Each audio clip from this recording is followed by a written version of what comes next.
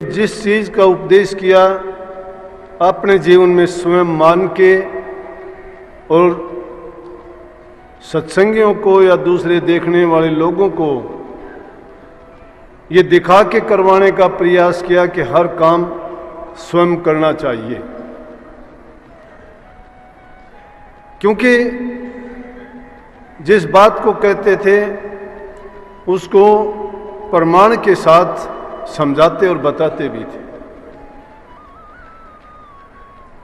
और उन बातों के साथ साथ जो उन्होंने करने का सीधा, सुगम और ऐसा आसान तरीका जीवों को समझाया, बताया जिसको हर जीव कर सकता था। वैसे तो हमारा मत राधा स्वामी मत, जिसमें सूरज शब्द के योग पर बल दिया जाता है, यह है भी ऐसा कि जिसको 8 साल का बच्चा भी कर सकता है और 60 साल का बुजुर्ग भी कर सकता है। लेकिन उन्होंने जिस तरीके से समझाया था, अगर वो कहते थे कि अपना कमा के जो इंसान नहीं खाता है, दूसरे पर वजन बन जाता है, या किसी से किसी भी प्रकार से कोई चीज़ लेके अपने तन के काज, अपनी ज़रूरत के लिए वो उसका प्रयोग करता है, तो वो भी उसका कर्जदार हो जाता है। इसीलिए उन्होंने ज़िंदगी में अगर किसी के घर 2 रोटी भी खाई, किसी के घर मजबूरन जाना भी पड़ा, तो भी उनको ये बात प्रमाणित करके दिखाई। उनसे पहले कहते थे कि रोटी आपके घर ज़रूर खाऊंगा, लेकिन 2 रोटी का पहले आप मेरे से काम करवाओ। कहते थे कि क्यों, ऐसी क्या बात है? कि बोला कि ऐसे तो मैं कभी खाता नहीं हूं। तो भक्ति के मार्ग में गरीबी किसी का रास्ता नहीं रोकती। आज अगर गीत गाते हैं, कहते हैं, ये बात दिलाते हैं याद कि गरीब घर में पैदा हुए थे, खाने के लिए अन्न नहीं था, पहनने के लिए वस्त्र नहीं थे। भक्ति ऐसी जगह ही प्रकट होती है। राजे महाराजाओं के घर में भक्ति और नाम नहीं रहता। कोई भागी जीव होता है जो उनमें जन्म लेता है और वो महापुरुषों की शरण में जाके अगर इस राज को समझ जाता है तो वहां भी भक्ति प्रकट हो जाती है। क्यों? कि भक्ति तो सोगान की वो गेंद है, उसको कोई भी ले जा सकता है। ना उसमें कोई जाति बंधन है, ना कोई ऊंच नीच का फर्क है, ना कोई धनवान गरीब का है। उसमें तो पवित्र दिल की जरूरत है, करने के तरीके की जरूरत है। कितने उनके समय की बातें अगर बताई जाएं तो उन बातों को सुन के हम आश्चर्य तो करते हैं, लेकिन मानने के लिए तैयार तो नहीं होते। अगर एक आध बात किसी ने सुनी भी होगी, देखी भी होगी, तो आज उसको गीत के रूप में गाते तो बहुत जोर शोर से हैं कि महाराज जी ऐसा करते थे, उन्होंने ये कहा था। लेकिन आप लोगों से पूछा जाए, उन्होंने ये किया था, उन्होंने ये कहा था, वो ऐसा करते थे, क्या आपने उनको देख के, उनके उपदेश को सुन के कोई बात अपनाई क्या?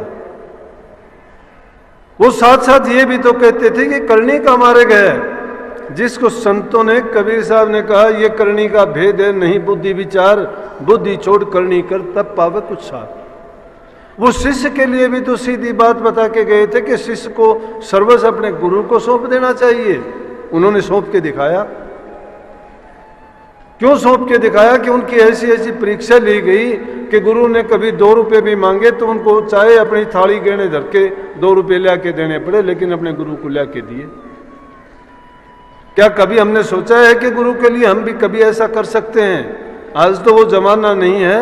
हर चीज हमारे पास होते हुए भी हम हाथ सिकोड़ते हैं, मन में तरह तरह के ख्यालात उठा लाते हैं कि गुरु ने ऐसा क्यों किया। अरे गुरु को ना आपके धन की जरूरत है, ना उसको आप कोई उनकी जरूरत पूरी कर सकते हो। गुरु तो दाता है, गुरु दानी है, गुरु कल्याणकारी है, गुरु भ्रमों का निवारण करने वाला है, गुरु पापों को काटने वाला है। जहां वो प्रकट होते हैं वो भूमि पवित्र हो जाती है। उस धरा की मिट्टी भी अगर थोड़ी मिल भी जाए तो भी जीव का भाग्य होता है। कबीर साहब ने कही नहीं क्या कि गुरु के चरण की धूल मस्तक लाग रही, जब वह धूल चढ़ी मस्तक पर दुविधा हो गई दूर।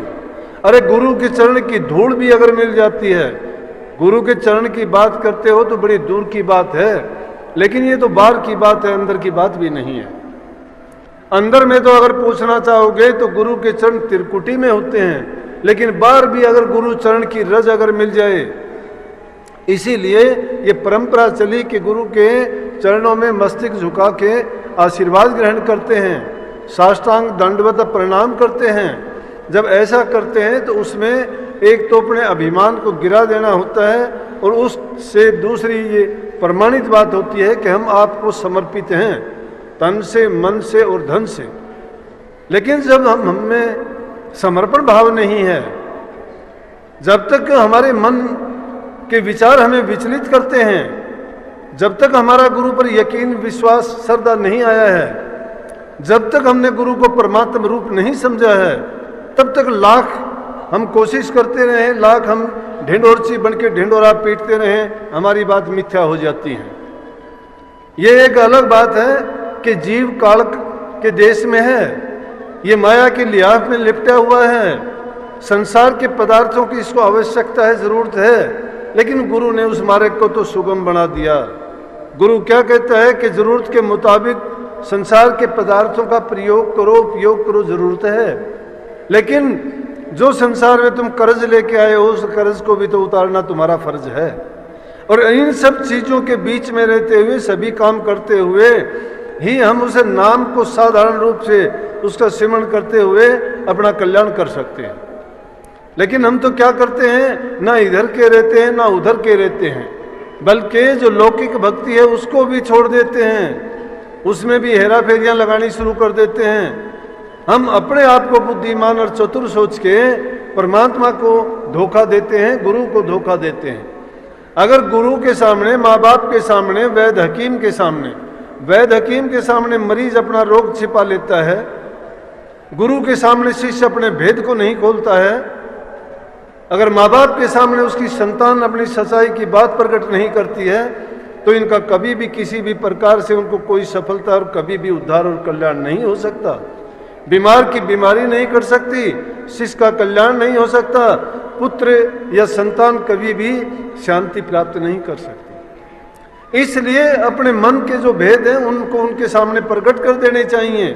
और भक्ति की तो ऐसी चीज है, ये भक्ति की रीत जो चली थी, इसमें हृदय को पवित्र करने की बात कही। तो इन बातों को वो इतनी सुगमता से कहते थे।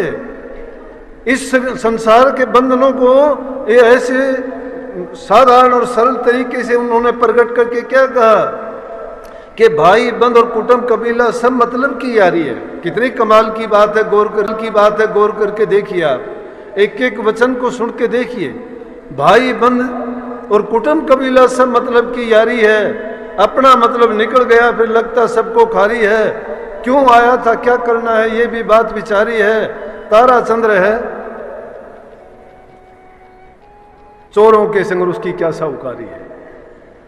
दुनियादारी को, संसार के रिश्ते नातों को कितनी खूबी से बता दिया कि भाई बंधु रिश्ते नाते सभी हैं, हम कबीलदार हैं, कुटुंब वाले हैं, संतान वाले हैं, दुनिया में रहते हैं, क्योंकि उनका भी हमारा कर्ज का लेन देन है।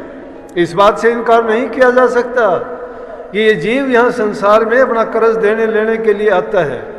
ये जब कर्जदार है इसीलिए तो बार बार जन्म और मरण के चक्कर में आता है, लेकिन वो तो एक अलग बात थी। 84 लाख की योनियों में ये जीव भटकता रहा अज्ञान के बस्ता बेचारा, क्योंकि ज्ञान नहीं मिला था। पर इंसान का जन्म मिलने के बाद में, गुरु मिलने के बाद में, शास्त्रों में इसके बारे में कितनी जगह वर्णित किया गया है। महापुरुषों ने कदम कदम पर इन भटके हुए जीवों को रास्ता दिखाने का प्रयास किया है। क्यों कि गुरु अगर मिलता है तो इंसान के रूप में मिलता है, और इंसान का चोला मिलता है ये बहुत मुश्किल से मिलता है।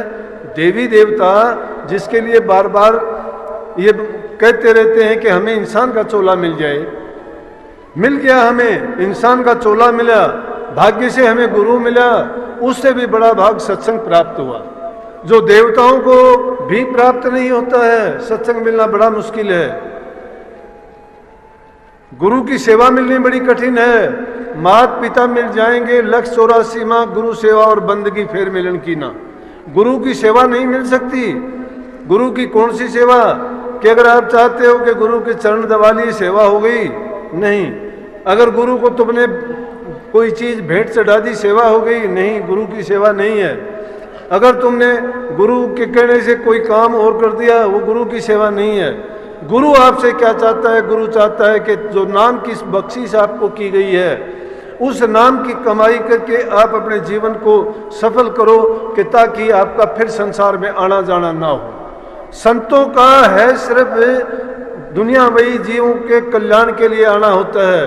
तरवर सरवर संत जन चौथे बरसे में परमार्थ के कारण ये चारों धारे थे। ये इनका अपना कोई स्वार्थ नहीं होता है। तरवर पेड़ का अपना कोई स्वार्थ नहीं, फल पैदा करता है, हमारे लिए पैदा करता है। वो हमारे दूसरे के हित के लिए, दूसरे के कल्याण के लिए, भलाई के लिए। सरवर अपने लिए पानी नहीं, उसको पीने की जरूरत नहीं, उसके अंदर है, लेकिन उस पक्षी पीते हैं, जीव जानवर पीते हैं, दूसरों के लिए परोपकार का काम करता है वह। और संत जन भी उनका अपना कोई काज नहीं होता। जो खुद तिराया होगा उसको क्या करने धरने की जरूरत होती है। ये तो एक दुनियादारी की रस्म रिवाज के लिए वो ऐसा दिखाने का प्रयास करते हैं, लेकिन उनको करने की जरूरत नहीं होती। लेकिन उनको दिखाना क्यों पड़ता है?